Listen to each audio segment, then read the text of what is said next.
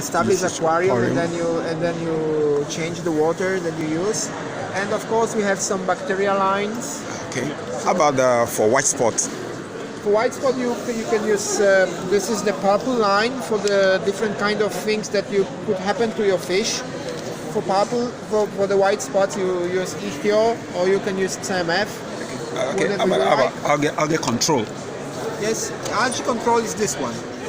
These are the algae control line. Okay. This is the salt for the fresh aquarium.